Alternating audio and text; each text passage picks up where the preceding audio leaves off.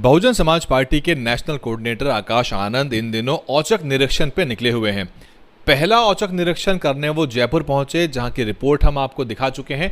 हालांकि वहां पे कुछ लोगों ने इस्तीफा भी दे दिया और वो घटनाक्रम आपको मालूम है। मध्य प्रदेश के भोपाल में मासिक बैठक में आकाश आनंद औचक निरीक्षण के लिए पहुंचे। वहां उन्होंने पदाधिकारियों से बातचीत की और चुनावी तैयारियों का जायजा भी लिया।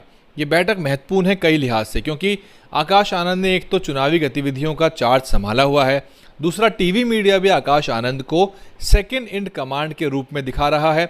मान के चला जा रहा है कि आकाश आनंद ही उत्तराधिकारी होंगे बहन मायावती के। और हालांकि ये चर्चा के विषय नहीं है अभी, और बहन मायावती ने भी अपने एक बयान में कहा था कि मैं स्वस्थ हूँ, इस बारे में किसी को चर्चा या चिंता करने की ज़रूरत नहीं है।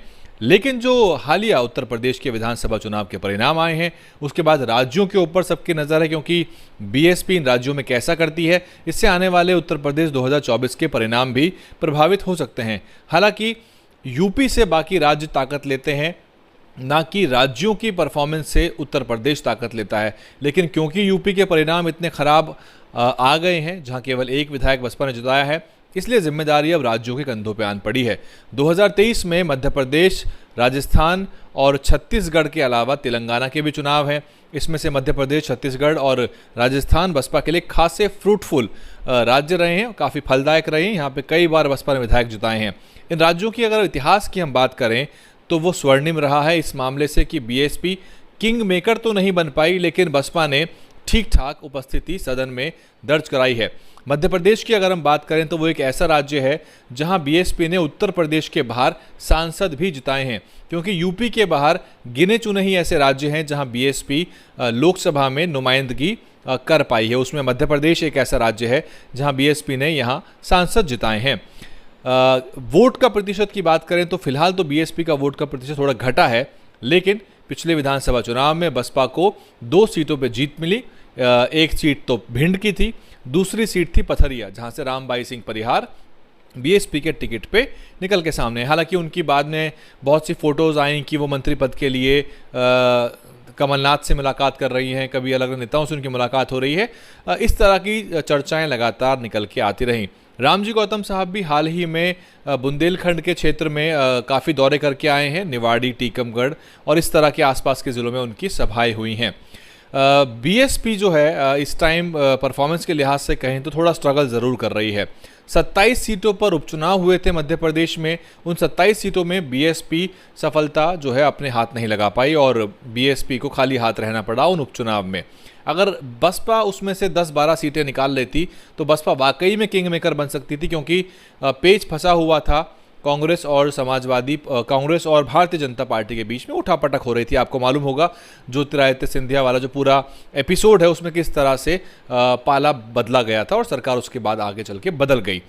हालिया जो नगर निगम के चुनाव हुए थे मध्य प्रदेश में, उसमें बीएसपी ने कुछ पार्षदों की संख्या तो निकल के आ रही है कि बसपा के कुछ पार्षद जीते हैं, लेकिन मेयर जो है बसपा किसी भी जगह पे नहीं जिता पाई है। मेयर का डायरेक्ट चुनाव होता है, सीधे तौर पे चुनाव जैसे यूपी के अंदर होता है, उसी तर्ज पे मध्य प्रदेश में भी डायरेक्ट इलेक्शन मेयर का होता है और बीएसपी वहाँ बेहतर नहीं कर पाई, बसपा को खाली हाथ रहना पड़ा। जबकि आम आदमी पार्टी, जो कि एक नई पार्टी है मध्य प्रदेश में, लेकिन क्योंकि आम आदमी पार्टी का कार्य करने का तरीका और शैली बिल्कुल अलग है, इसलिए वो एक सीट पर अपना मेयर जिता पाए।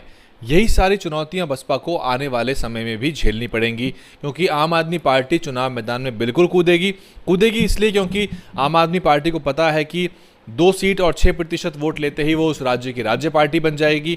और बसपा जो है यहाँ पर धीरे धीरे उसका वोट बैंक घट रहा है, लेकिन बीएसपी के पास ये अच्छा मौका है कमबैक करने का, और बसपा के पास मुद्दों की कोई कमी नहीं है।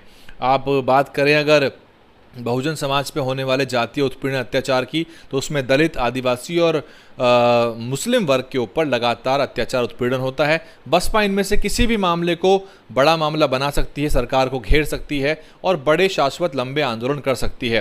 हालांकि बीएसपी कई बार ज्ञापन देती है, छोटे मोटे धरने भी करती है, लेकिन एक बड़ी मुहिम सरकार के खिलाफ जो छेड़ना है वो नहीं हो पाती। स्थानीय प्रिंट मीडिया में भी बीएसपी की ठीक ठाक कवरेज आती है, लेकिन जो ग्राउंड लेवल के लोगों से बात करने में पता चलता है वो ये है कि वहाँ पे ग्राउंड लेवल के जो कार्यकर्ता हैं उनमें थोड़ा बहुत असंतोष कहीं कहीं पे रहता है। उसको एड्रेस करके उसे ख़त्म करने की भी ज़रूरत है। आकाश आनंद के पास यही चुनौती रही, क्योंकि अब उन्होंने चुनावी कमान एक तरह से कई राज्यों में संभाल ली है और वो उत्तर प्रदेश में बिल्कुल भी सक्रिय नहीं थे। आपको याद होगा जब विधानसभा चुनाव हुए थे तो आकाश आनंद उन चुनावी तैयारियों में से, रैली में से बिल्कुल नदारद थे और मंच पे भी कहीं नज़र नहीं आए थे, ना ही उनकी सभाएं हुई थी। उसके उलट पूरे भारत में कई राज्यों में आकाश आनंद भ्रमण कर रहे हैं और कई जगहों पर सभाओं को संबोधित कर रहे हैं। एक सभा केरला में हुई थी, उससे पहले वो आंध्र में भी सभाएं संबोधित कर चुके हैं, तेलंगाना में सभा संबोधित कर चुके हैं, राजस्थान के अलवर में उन्होंने गर्मियों में रोड शो निकाला था 1-2 किलोमीटर का। राजस्थान में कई जगह पे वो संबोधन कर चुके हैं, मध्य प्रदेश में वो आ चुके हैं, छत्तीसगढ़ में वो संबोधन कर चुके हैं। तो इसी तरह से कई राज्यों में वो भ्रमण कर रहे हैं, संबोधन कर रहे हैं और दिल्ली में भी उनकी किसी तरह की सभा हुई थी। सारे विश्लेषण का फ़लसफ़ा ये है कि आकाश आनंद के कंधों पे भी बड़ी जिम्मेदारी है। वो किसी भी तरह का जो असंतोष है या फिर जो ऑर्गेनाइजेशन के अंदर, संगठन के अंदर जो खामियां हैं, जो दिक्कतें हैं या कार्यकर्ताओं का असंतोष है, उसे ख़त्म करें और पार्टी को पूरी तरह से एक्टिव मोड में लेके आएँ और जो नेगेटिविटी है पार्टी के अराउंड किसी भी कारण से उसे ख़त्म करें। उसमें सोशल मीडिया और मीडिया का सहारा उनको लेना पड़ेगा। और मध्य प्रदेश वो राज्य है जहाँ बीएसपी के एक समय 32 वर्षीय सुखलाल कुशवाहा ने 2 पूर्व मुख्यमंत्रियों को एक साथ हराया था। अर्जुन सिंह और एक और वहाँ के पूर्व मुख्यमंत्री थे, उनको हराया और ये कद्दावर नेता थे दोनों। और बसपा का इतिहास इसी तरह का रहा है। हालांकि बाद में फूल सिंह बरैया जब अलग हुए उसके बाद से बसपा की अपनी चुनौतियां रहीं। जो असली मकाम बसपा हासिल कर सकती थी मध्य प्रदेश में वो नहीं हो पाया। 2023 के चुनाव में क्या कुछ रहेगा वो आपके सामने होगा। आकाश आनंद के पास बड़ी चुनौती है, लेकिन उस पर वो कितना खरा उतरेंगे या नहीं उतरेंगे ये तो आकाश आनंद का रिपोर्ट कार्ड 2023 में जब परिणाम आएंगे तब पता चलेगा। आप देख रहे थे DNN हिंदी, मैं हूं वैभव कुमार। DNN हिंदी को सब्सक्राइब करने के लिए दबाएं लाल रंग का सब्सक्राइब बटन और घंटी का बटन दबाकर ऑल नोटिफिकेशन पर क्लिक करें। चैनल को जिंदा रखने के लिए नीले रंग का ज्वाइन बटन दबाकर चैनल को आर्थिक सहयोग करें।